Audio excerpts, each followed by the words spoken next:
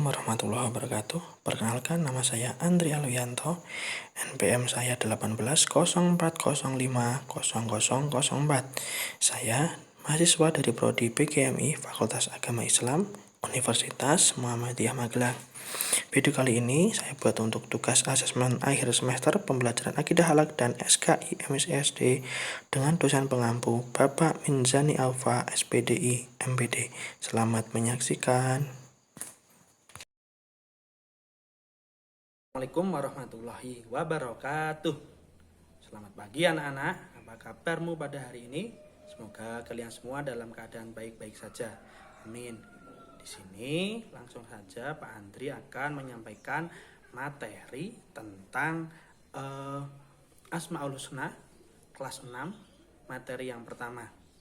Yaitu Pak Andri akan membahas tentang Al-Wahid, Al-Ahad, dan juga As-Somad. Pak Andri akan menyampaikan tujuan dari pembelajaran ini. Yang pertama yaitu tujuannya kita bisa menjelaskan pengertian dari Asmaul Husna Al-Ahad, Al-Wahid, dan juga As-Somad. Yang kedua, kita bisa mengamalkan ataupun mengetahui hikmah dari Asmaul Husna Al-Ahad, Al-Wahid, dan juga As-Somad. Kemudian yang ketiga, kita juga bisa menjelaskan keteladanan dari Asmaul Husna Al-Ahad, Al-Wahid, dan juga As-Somad. Pada materi Al-Ahad, Al-Wahid, dan juga As-Somad ini, kita masing-masing Asmaul Husna kita akan berbicara ataupun membahas tentang 3 hal, yaitu yang pertama pengertian, kemudian yang kedua hikmah, kemudian yang ketiga yaitu perilaku keteladanan dari Asmaul Husna tersebut. Baik, kita yang pertama yaitu Al-Ahad. Al-Ahad sendiri yaitu artinya Maha Esa. Jadi tidak ada kesempurnaan, tidak ada Allah yang Maha Satu kecuali yang Maha Esa.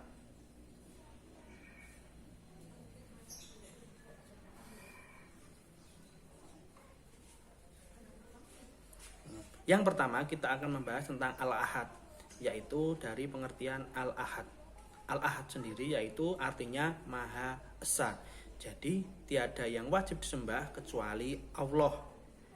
Hanya Allah yang Maha Sempurna.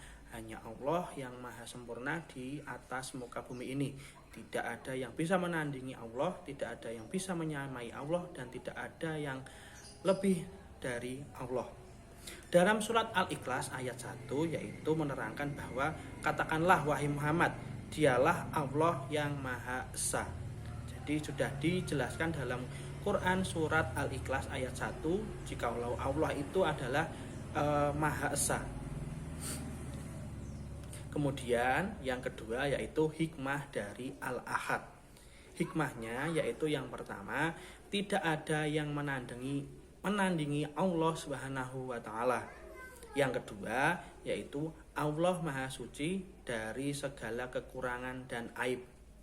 Kemudian kita wajib mengesahkan Allah dan ikhlas dalam beribadah kepada Allah.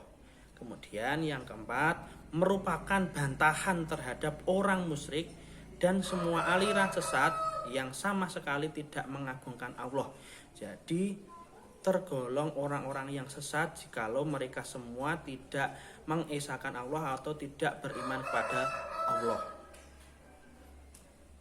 Kemudian perilaku yang mencemirkan ataupun keteladanan dari Asmaul Husna Al-Ahad. Yang pertama yaitu selalu menegakkan sholat 5 waktu setiap harinya. Kemudian menjauhi perbuatan yang mendekati kesyirikan. Jadi kita semua tidak boleh berlaku ataupun berbuat syirik ya, karena syirik itu adalah dosa yang besar dan Allah tidak suka ataupun tidak menyukai orang-orang yang berbuat syirik. Kemudian yang ketiga yaitu membiasakan hidup mandiri. Kita sebagai manusia harus selalu belajar untuk hidup mandiri. Kemudian yang keempat yaitu selalu berdoa dan memohon kepada Allah. Tidak ada kekuatan dan pertolongan hanya pertolongan Allah semata. Jadi apa-apa yang ada di muka bumi ini, semesta bumi ini itu adalah kekuasaan Allah. Allah yang maha memberi, Allah yang maha semuanya. Jadi Allah itu maha esa. Baik, yang kedua Pak Andri akan membahas tentang Asmaul Husna Al-Wahid. Jadi Al-Wahid itu artinya maha tunggal. Ya, maha tunggal. Zat Allah itu hanya tunggal. Hanya Allah yang memiliki, tidak terbagi dengan siapapun, tidak ada zat siapapun yang memiliki kesempurnaan yang dimiliki oleh Allah. Al-Wahid ialah pengakuan hamba Allah kepada Allah Subhanahu wa taala bahwa siap menjadikan Allah sebagai tumpuan pertolongan ataupun tidak ada Tuhan yang lain selain hanya Allah semata. Jadi Al-Wahid ini adalah tumpuan kepada hamba-hamba Allah yang menumpukan ataupun berharap semuanya itu hanya dari Allah. Dan setiap apapun itu datangnya dari Allah. Kemudian hikmah dari Al-Wahid yaitu yang pertama, tidak ada yang menandingi Allah Subhanahu wa taala. Kemudian yang kedua, Allah Maha Suci dari segala kekurangan ataupun aib. Nah, jadi tidak ada kekurangan dari Allah. Kemudian yang ketiga, wajib mengesahkan Allah dan ikhlas dalam beribadah. Kemudian kita lanjut yaitu ke perilaku Al-Wahid. Perilaku Al-Wahid yaitu yang pertama, menyembah itu hanya kepada Allah. Jadi di dunia ini, di semesta ini tidak ada yang wajib disembah kecuali hanya Allah.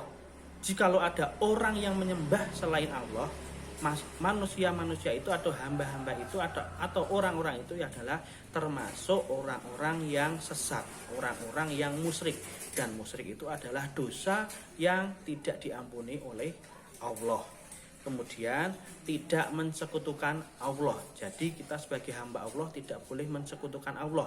Artinya tidak boleh melainkan pandangan kita atau pemikiran kita selain kepada Allah Subhanahu wa taala.